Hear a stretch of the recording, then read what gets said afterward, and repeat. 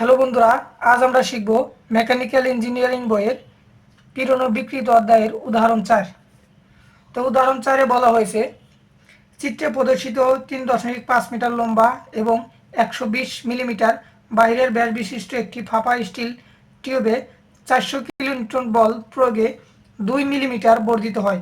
যদি টিউব ম্যাটেরিয়ালের স্থিতিস্থাপক গুণাঙ্ক 200 গিগাপ্যাসকেল হয়, তবে স্টিল টিউবের ভিতরে ব্যাস বাহির করো।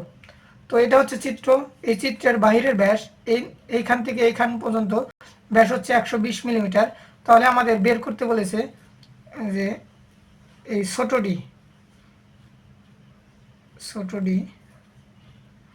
ছোট ডির মান আমাদের বের করতে হবে। তাহলে এখন আমরা এই ডাটাগুলো সাইড নোট করে নেই। তো এখানে বলা হয়েছে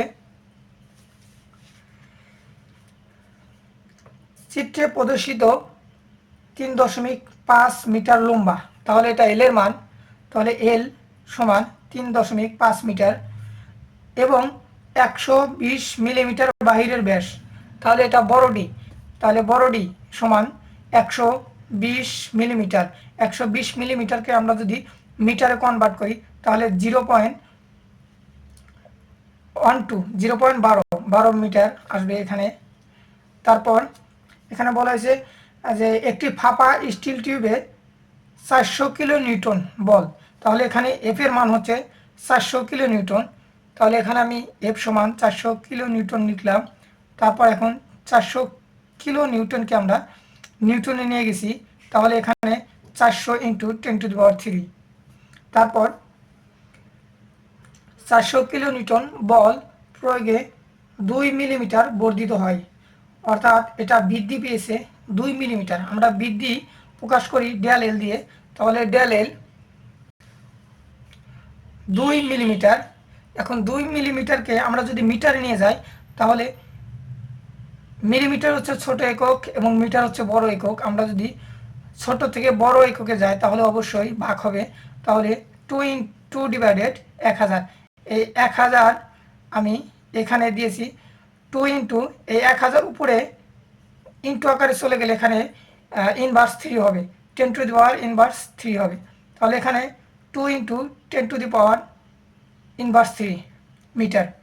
এখন আমাদের আরও বলা হয়েছে যদি টিউব ম্যাটেরিয়ালের স্থিতিস্থাপক গুণাঙ্ক 200 গিগাপ্যাসকেল হয়, তাহলে এটা হচ্ছে স্থিতিস্থাপক গুণাঙ্ক মানে ইর মান। তাহলে আমরা এখান থেকে ইর মান 200 গিগাপ্যাসকেল লিখলাম।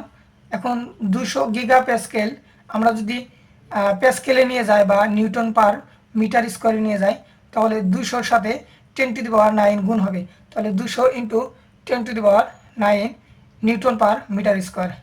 তাহলে আমরা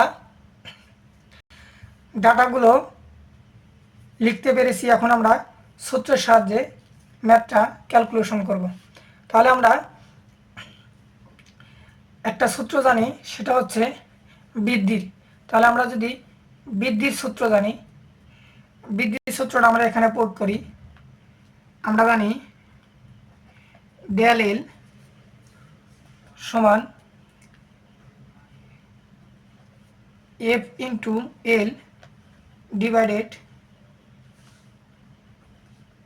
এ ইন্টু ই। এটা হচ্ছে আমাদের সূত্র। তো এই সূত্রে আমরা মানগুলো বসিয়ে দেই। তাহলে এখানে আমরা ডেল এল এর মান পেয়েছি 2 ইন্টু 10⁻³ সমান, এখানে আমরা এফ এর মান পেয়েছি 400 ইন্টু 10⁻³। তাহলে 400 ইন্টু 10⁻³। তারপর আমরা এল এর মান পেয়েছি 3.5 মিটার। তাহলে 3.5 লিখলাম। এখন এর মান, এ হচ্ছে ক্ষেত্রফল মানে এই বস্তুটার ক্ষেত্রফল।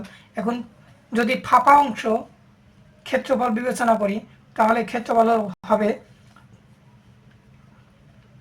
π/4 বড় ডি স্কোয়ার। বড় ডির মান হচ্ছে 120।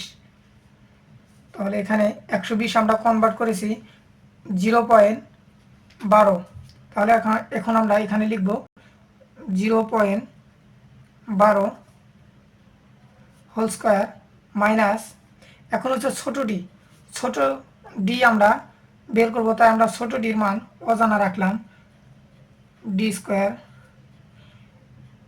ইন্টু, এখন এখানে আমাদের ইর মান বসাতে হবে। তো আমরা ইর মান কত পেয়েছি? ইর মান পেয়েছি 200 ইন্টু 10⁹9,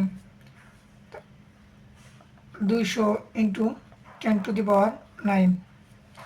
তাহলে এখান থেকে আমরা ক্যালকুলেশন করে পাবো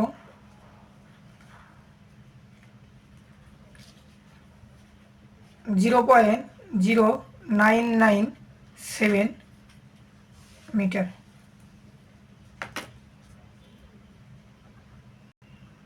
অ্যান্সার। তো আমরা এই ছোট ডির মান পেয়েছি 0.0997 মিটার।